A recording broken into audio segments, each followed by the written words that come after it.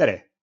Mina olen Anton Voronov ja täna ma tutvustan lühidalt oma laboritööd number 4 alalisvoolu ahel, mõõtmine ja analüüs. Selle töö eesmärk oli uurida, kuidas vooluahela vool ja pinge sõltuvad koormusest ning kontrollida energiajäävuse seaduse kehtivus kahes töörežiimis. Režiimis A, kus koormuseks on ainult R2 ja režiimis S, kus koormuseks on rööpühendus R2 ja R3. Ahel koosnes allikast E võrdub 5 voldile ja ta takistist R1 ligikaudu 2,3 ohmi ning muutuvast koormusest R23. Mõõtsin koormuse pinget U ja voolu I, seejärel arvutasin takistused ja võimsused.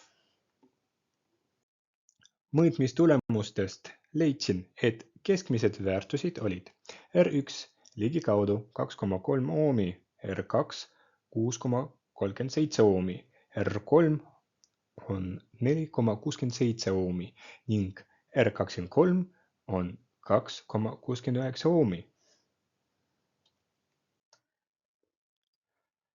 Ehk arvutatud R1 nagu avatud, R1 suletud, R2, R23 ja R3 keskmised.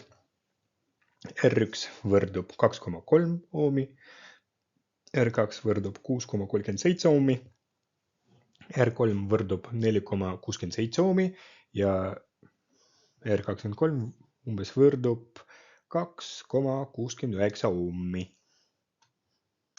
Graafikust I võrdub FR23 on näha, et vool väheneb, kui koormustakistus suureneb. See ikkagi vastab ootuspärasele käitumisele alalisvoolu ahelas. Graafikul B võrdub FR23 on näha, et koormusvõimsus saavutab maksimumi, kui R23 on ligikaudu võrdne R1-ga. Tulemused kinnitasid, et energiajäävuse seadus kehtib generaatori ja koormuse võimsused on tasakaalus. Kokkuvõttes sain selge ülevaate, kuidas pinge, vool ja võimsus alalisvoolu ahelas omavahel seotud on.